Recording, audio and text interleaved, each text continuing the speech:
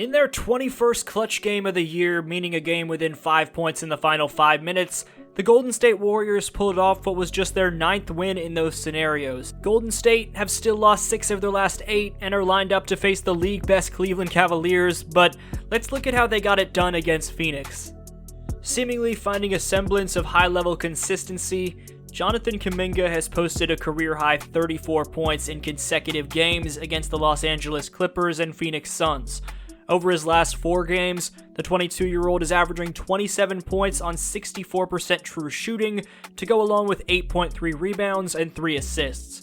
Against the Suns, JK shot 12 for 20 from the field, snagged 5 offensive rebounds, and became the first Warrior since Jordan Poole in 22-23 to record multiple 30-plus point games off the bench within a season. He's the first Warriors player other than Steph to post back-to-back 30 pieces since that 22-23 campaign. Additionally, what makes the Congolese killer in Kuminga dropping consecutive 30-plus point outings so impressive is that he's the only player in the league to have multiple 30-point games off the bench in general. Kuminga's had his fair share of moments throughout his career where we thought he was about to turn the corner, and whether or not this hot stretch will keep up is a real question. But according to Dubs head coach Steve Kerr, now is the time where Jonathan's going to take the next step. After Kerr, Draymond also had some words about Kuminga. I just think he's turning a corner. I just think he's seeing the pictures well. He made a play late in the game where he swung the ball to Draymond, immediately pinned in for Steph, and Steph got a 3. He didn't make it, but that's the play where you have to recognize Steph's your teammate. You see he's cutting through the lane, swing the ball, and go set a screen for him. And those are the type of plays that if he makes, and he's doing what he's doing, getting downhill, getting fouled, getting to the rim. Now the mix, the blend of Steph, Draymond, JK, now it starts to really get powerful, and I'm so impressed with JK, and it just feels like he's turning a corner. It played so hard last night and again tonight. The rebound at the end, just before he got fouled, he came out of nowhere along the baseline to make that play. I think he had about 7 boards in the second half. It was fantastic, man. This is exactly what we're looking for, and it's fun to see him, deliver. This feels different to me. It really does, and there's just a different force to his game. Last night you saw all the times he just ran the floor, ran through the catch and attacked the rim. The 9 rebounds tonight, the timely plays that he made. It just feels different. It feels like, he's figuring out how to impact winning, which is obviously the main. He don't waver, stays the course. He don't complain. He just stays the course. And so his mind is great. You go through things in this league. The path to the top for everybody isn't, I don't think really for anyone, but I know for everyone it's not linear. There's dips and peaks, and then you dip. That's the nature of the game we play. You got a lot of great guys in this league. If you want to put yourself in that category, James Harden, who we played last night, one of the greatest players this game has ever seen. It's been 4 years, 3 years, coming off the bench. What did he turn out to be?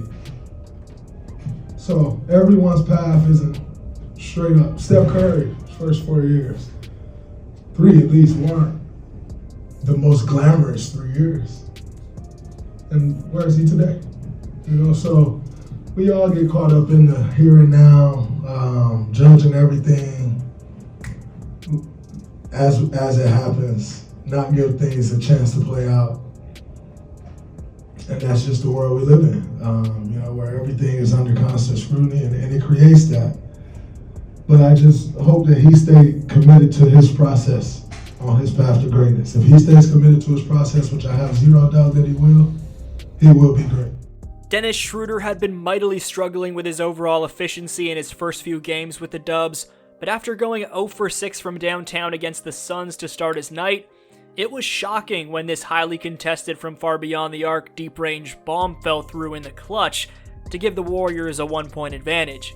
He's dealing with knee issues recently and struggled in the fourth quarter against the Suns, but Stephen Curry's all-time greatness was showcased when he split 3 defenders with a behind-the-back gather move before dropping home the improbable 17-foot floater while being off balance. Simply absurd. This is one of many plays throughout Curry's career where he's made us question whether or not he's a legit magician. As while Kyrie Irving's known as the most skilled player of all time, Steph is a close second, if not debatably number 1. One of those plays included his fading dagger over 2 defenders against France and Paris to seal the gold medal for the US. Draymond Green knocked down 3 of his 5 triples against Phoenix and reached 700 threes for his career, approaching the halfway point of the season, and Green's taken a career second most 3.9 triples per game and knocking down a career third highest 38.5% of them.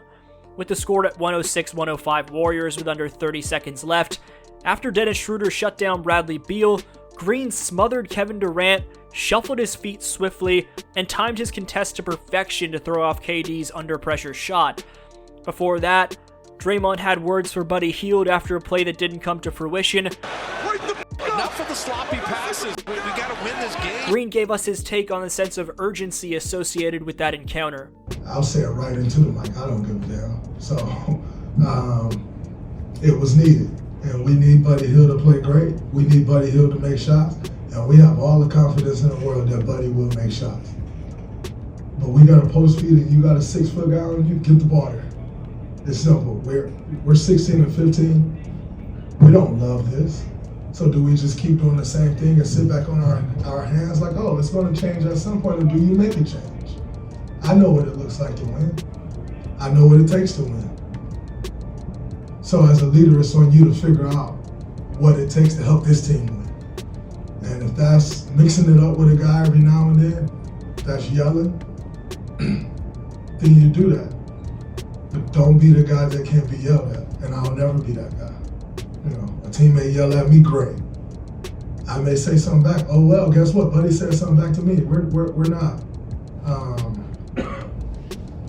dictators. It's just what you say doesn't go when everyone has to listen. No, he said something back. I said something back. He said something back. I said something back. Great, and we moved on, and that's how it's got to be. It's not always going to be peaches and cream. Whoever thinks that are idiots. Lost 3 in a row.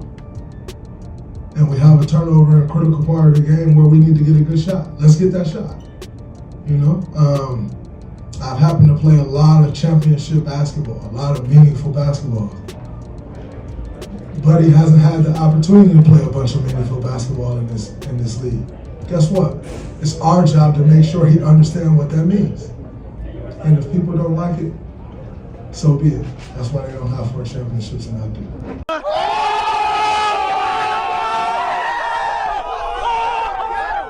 Like Jonathan Kuminga, Trayce Jackson-Davis has been on a tear as of late, as the product of Indiana over his last 4 games has shown a serious splice of progression in his second year in the association. The consensus first-team All-American in 2023 is over this albeit small sample size, posting stellar averages of 14 points, 9 rebounds, 3 assists, and 2 blocked shots per game. Also, similarly to Kuminga, the key for Trayce is simply keeping this up. Their development is something that raises their stock as assets, but if Trayce and Jonathan want to be real pieces on what's expected to be a team that can compete for championships, they have to show that their production isn't a fluke. This was your boy DFlow, and I'll see you next video.